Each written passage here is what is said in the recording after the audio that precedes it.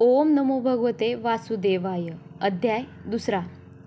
देवादिदेव भगवान विष्णूंना गरुड म्हणाला, हे भगवान, पृथ्वी तलावर कोणतेही पुण्यकर्म न करता केवळ पापचरणात आयुष्य घालवून मृत्यू पावलेल्या जीवाला यमलोकी यातना कोणकोणत्या यातना भोगाव्या लागतात, हे आपण मला सांगाल तर अनंत उपकार होतील. यावर भगवान विष्णू म्हणाले, हे गरुडा, तू माझा भक्त असूनही मी जे वर्णन करणार आहे ते ऐकून तुझा थरकाप उडेल. यमलोकाच्या वाटेत कणभरसुद्धा सावली नसते. वाटेत अन्न मिळत नाही, पाणी नजरेला सुद्धा पडत नाही. 12 सूर्य आपल्या पूर्ण तेजाने तळपत असतात. त्यामुळे प्रलय अनुभवास येतो. कधी कमालीचा गारठा व भन्नाट वारे जीवाला भयभीत करून सोडतात. ठिकठिकाणी महाभयंकर विषारी साप चावा घेत असतात. भयंकर काटे टोचतात. सिंह, वाघ, विंचू, कुत्री चावून लचके काढतात. अग्नी भाजून काढतो. वाटेत असिपत्र वन लागते.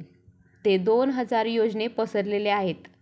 या वनात कावळे, घुबडे, गिधाडे, डास, मधमाशा आहेत. चौबाजूंनी वणवा पेटलेला असतो.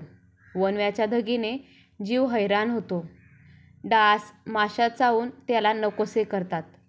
थकून एखाद्या वृक्षाखाली बसावे तर त्या वृक्षाची धारदार सुरीसारखी पाने त्याच्या शरीराला जखमी करू लागतात. कधी तो अश्वाच्या विहिरीत कोसळतो, तर कधी पर्वत माथ्यावरून खाली घसरतो.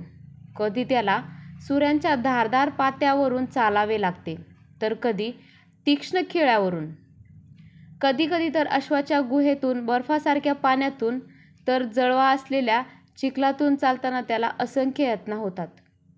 कधी त्याला गरम चिखलातून, आगीने व्यापलेल्या जमिनीवरून, अग्निज्वालावरून जावे लागते. काही ठिकाणी अग्निवर्षाव, दगडांचा वर्षाव होतो. रक्ताच्या गरम पाण्याच्या पावसातून चालावे लागते. जाता जाता रक्त, पू, विष्ठेने भरलेले कुंडे लागतात. त्यात राहावे लागते. त्यानंतर येते भयंकर वैतरणी नदी. तिचे अक्राळ विक्राळ रूप पाहूनच जीव भयभीत होतो. रक्ताने भरलेली ही नदी 100 योजने रुंद आहे. त्या नदीचे किनारे रक्तामांसाच्या चिखलाने, अणकुचीदार हाडाने, केसांच्या शेवालाने व कराल जबडाने उघडून घास घ्यायला टपलेल्या भयंकर मगरींनी व भयंकर शेकडो प्रकारच्या पक्ष्यांनी भरलेले आहे.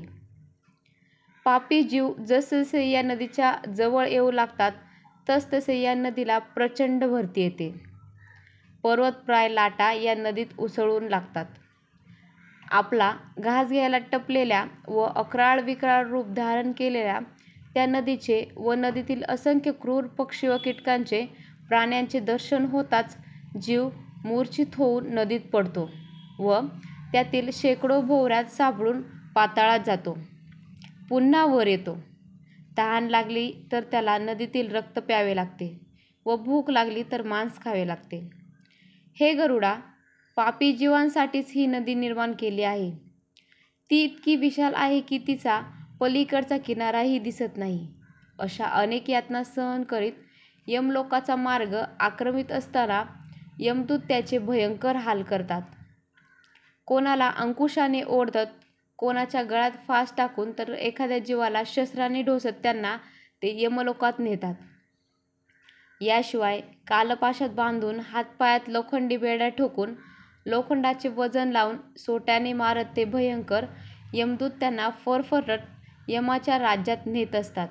अशा वेळी पापी जीव कण्हत, कुथत, तोंडातून येणारे रक्त, स्वतःच्या कर्माविषयी स्वतःला असंख्य दूषणे देत असतात. खूप पुण्य केल्यावर मनुष्यजन्म प्राप्त होतो.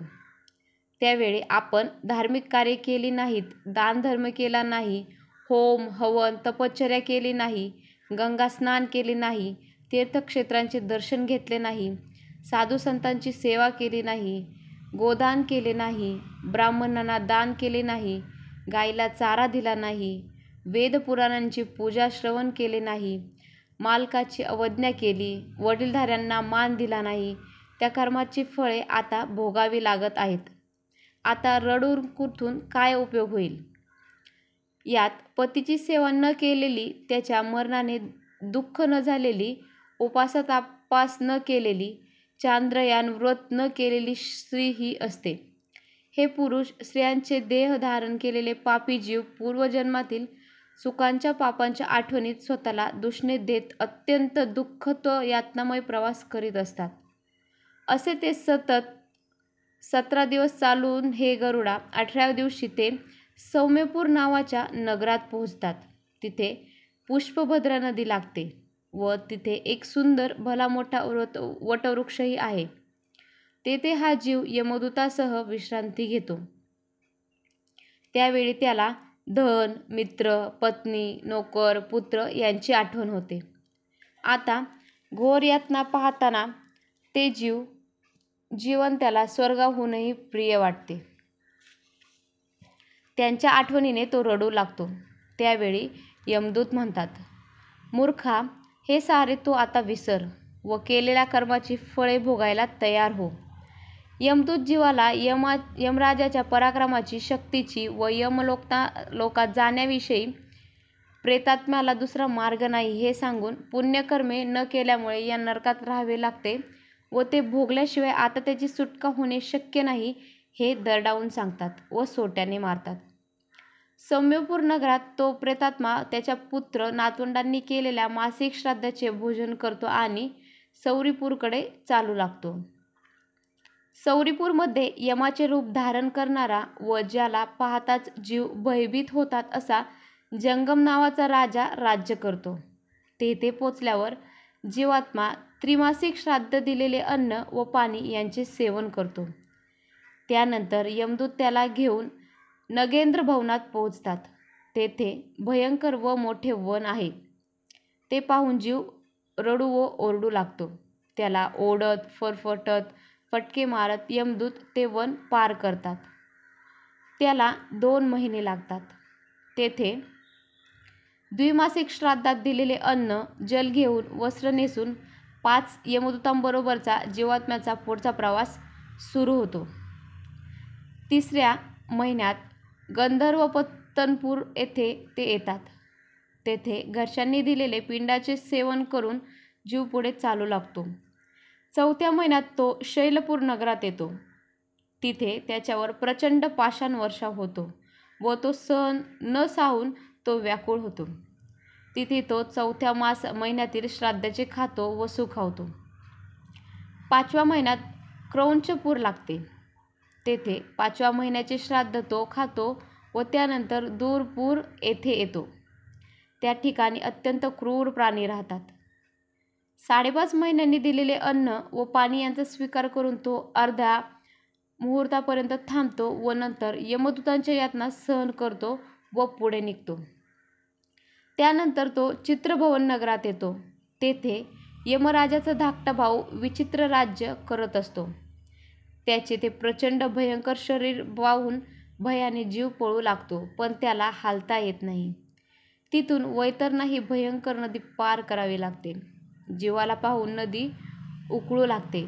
तेथे नावाडी नाव घेऊन उभे असतात. ते म्हणतात, ब्राह्मणाला ज्याने गाय दान दिले आहे तेच या नावेत बसू शकतील व नावेतून नदी पार करू शकतील.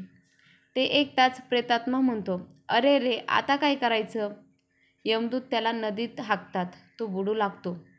आकाशातले यमदूत त्याच्या तोंडात आकडी असलेले गळ अडकवतात व माशासारखे फरफटत दुसऱ्या किनाऱ्यावर पोहोचवतात. नदी पार केल्यावर 6व्या महिन्यातले श्राद्धान्य खातो व 7व्या महिन्यात ब्राह्मणपद नगरात पोहोचतो. तिथे 7व्या महिन्यातले श्राद्धान्य खातो व तृप्त होतो. त्यानंतर आकाशमार्गाने तो जीव दुःखदपूर येथे पोहोचतो. त्या ठिकाणी 8व्या महिन्यातले श्राद्धान्य खाऊन पुढे नाना क्रंदपूर येथे जातो. तेथे नाना क्रंदगणांना पाहून दुःखाने व्याकुळ होतो, ओरडतो. त्याला धमकावून यमदूत पुढे नेतात. 10व्या महिन्यात तो सप्तभुवनपूर येथे पोहोचतो. तिथे 10व्या महिन्यातला पिंड खाऊन व जल पिऊनही तो तृप्त होत नाही. 11व्या महिन्यात रौद्रनगर येथे जातो व तेथे 11व्या महिन्यातले श्राद्धान्य खातो. 11.5 महिन्यानंतर पयोवर्षण नगरात येते. तेथे प्रेतांना दुःख देणारे ढग वर्षाव करतात. तिथे त्याला न्यूनाधिक महिन्याचे श्राद्धान्न खाताना तो भयंकर दुःखी होतो. 1 वर्ष पूर्ण होतात. जीव शीताढ्य नगरात येतो. तेथे हिमालयाच्या 100 पट थंडी असते. तेथे भुकेने, थंडीने व भुकेने हैराण होतो. वर्षाच्या शेवटी यमलोकाजवळ बहुभीतीपूर या ठिकाणी पोहोचताच त्याला आपल्या हातभर शरीराचा त्याग करून अंगठ्या एवढ्या शरीराचा स्वीकार करावा लागतो. तेथे त्याला वार्षिक श्राद्धान्नाचे अन्न व पाणी मिळते व ते तो खातो. हे गरुडा, धर्मराजाच्या नगरीची 4 दारे आहेत. त्यातील दक्षिण दिशेच्या दाराने यायच्या मार्गाचे वर्णन मी तुला ऐकवले. आता यानंतर तुला काय ऐकायचे आहे? भगवान विष्णूंनी विचारले. 2रा अध्याय समाप्त. ओम नमो भगवते वासुदेवाय.